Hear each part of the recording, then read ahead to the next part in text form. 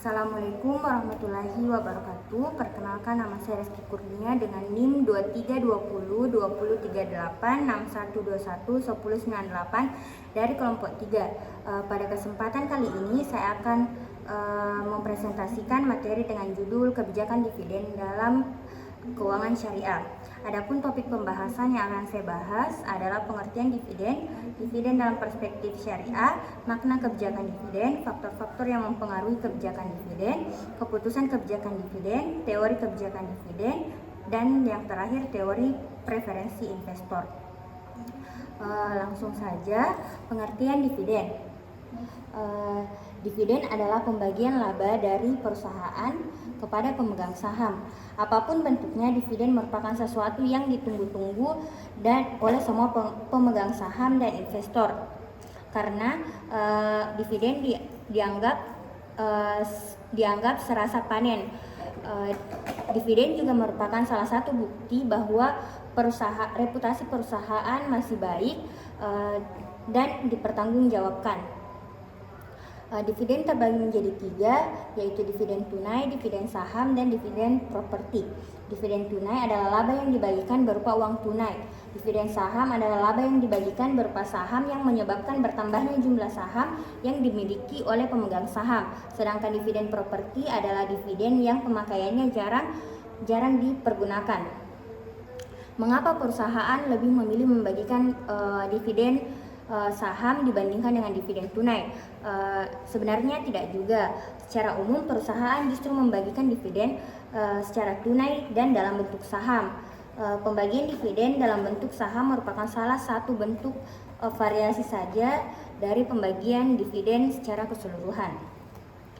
Keunggulan dividen saham. Pembagian dividen dalam bentuk saham atau yang lebih dikenal dengan nama dividen saham memiliki nilai plus tersendiri.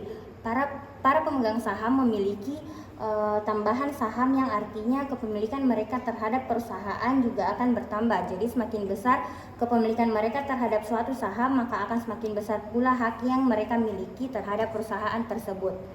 Keunggulan dividen tunai. Para investor bisa menikmati dividen tersebut dalam bentuk uang. Bila jumlahnya sedikit, mungkin memang tak terlalu berpengaruh, tapi jika jumlahnya besar dan krusial, tentunya investor bisa memanfaatkan uang tersebut untuk berbagai macam hal. Dividen dalam perspektif syariah.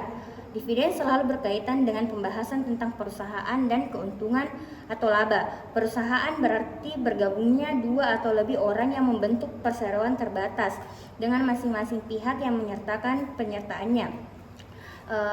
Sedangkan keuntungan atau laba adalah selisih antara harga pokok dan biaya yang dikeluarkan dengan penjualan. Saham terbagi menjadi 2, yaitu saham biasa dan saham preferen. Pemilik saham biasa, pemiliknya tidak memperoleh hak istimewa tetapi memiliki hak dividen, hak suara dalam RUPS, dan hak memperoleh kekayaan setelah kewajiban dilunasi. Sedangkan saham preferen, pemilik berhak didahulukan untuk mendapatkan dividen atau bagian kekayaan dalam RUPS. Syirka musahamah dalam perspektif syariah. Syirka musahamah adalah penyertaan modal usaha yang dihitung dengan jumlah lembar saham yang diperdagangkan di pasar modal. Tujuan syirka musahamah adalah menciptakan kesejahteraan umum.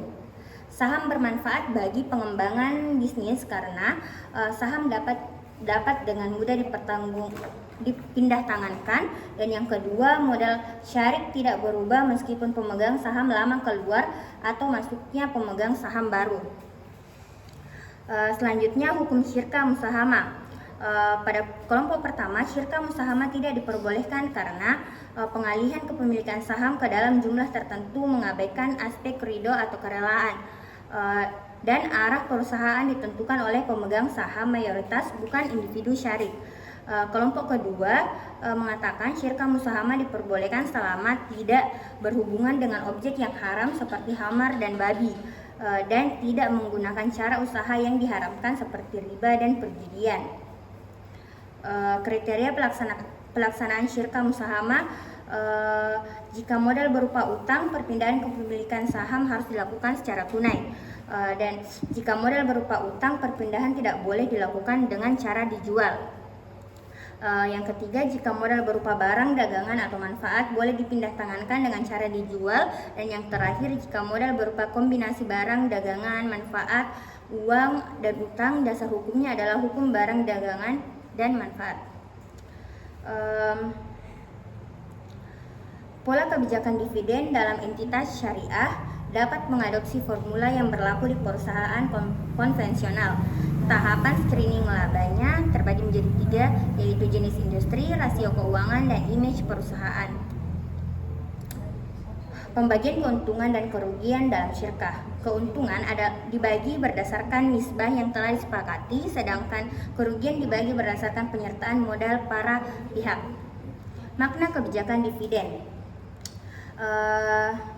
Kebijakan dividen adalah rencana tindakan yang harus diikuti dalam membuat keputusan dividen. Perusahaan akan tumbuh dan berkembang, kemudian memperoleh keuntungan atau laba. Laba terdiri dari laba yang ditahan dan laba yang dibagikan. Laba yang ditahan adalah sumber dana yang penting untuk pembiayaan pertumbuhan perusahaan, sedangkan laba yang dibagikan adalah sebagian dari laba dibagikan kepada pemegang saham berupa dividen. Kebijakan dividen mencakup keputusan yang melibatkan pengeluaran biaya besar untuk menyediakan dana bagi pembayaran dividen. Pentingnya kebijakan dividen untuk laba ditahan, kekuatan posisi finansial, dan pembayaran dividen yang stabil. Untuk laba ditahan merupakan sumber dana utama untuk menadai pertumbuhan perusahaan. Untuk kekuatan posisi finansial, semakin besar pembiayaan perusahaan yang berasal dari laba yang ditahan ditambah penyusutan aktiva tetap.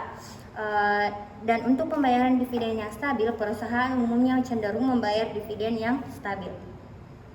Faktor-faktor yang mempengaruhi kebijakan dividen ada undang-undang, posisi likuiditas, pembatasan dalam perjanjian utang, tingkat laba dan stabilitas laba, dan tingkat ekspansi aktiva, akses ke pasar modal, pajak atas laba yang diakumulasikan secara salah.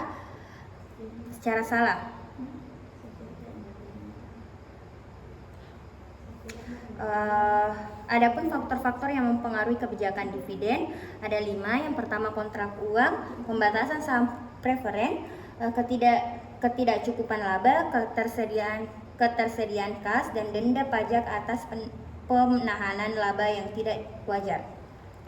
Keputusan kebijakan dividen. Alasan mendasar untuk keputusan dividen yang diambil bersama adalah ketidaksamaan informasi yang mempengaruhi tindakan-tindakan manajemen dengan 2 cara.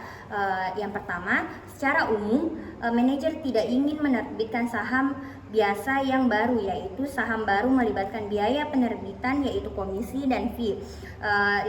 Dan manajer lebih menyukai menggunakan laba ditahan sebagai sumber utama ekuitas baru. Dan cara kedua, perubahan dividen memberikan isyarat tentang keyakinan manajer dan juga prospek perusahaan di masa depan.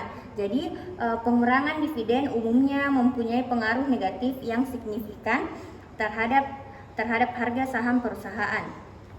Teori kebijakan dividen. Kebijakan dividen tanpa pajak.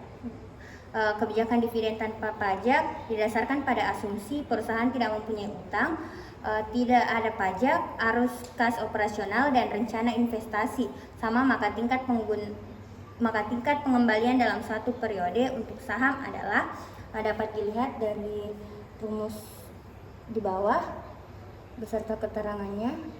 Yang kedua, kebijakan dividen yang terkena pajak. Diperkirakan ada 3 jenis tarif pajak proporsional, tarif pajak penghasilan pribadi dan dari obligasi, dividen, dan upah, dan ketiga, pajak keuntungan modal.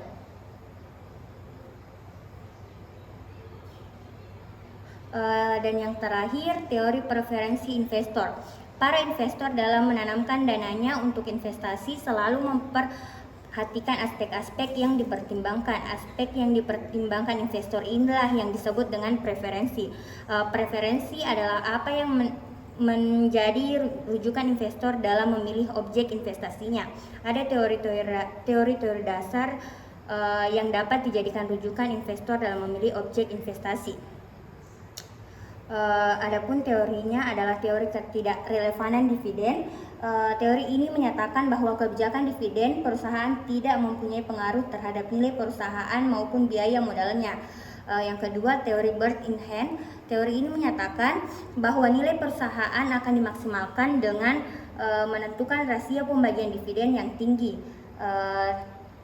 Teori preferensi pajak menyatakan investor lebih suka dividen rendah karena satu, keuntungan modal yang lebih rendah pajaknya menggantikan dividen tinggi. Dua, pajak dibayar saat saham dijual sehingga lebih murah di masa depan.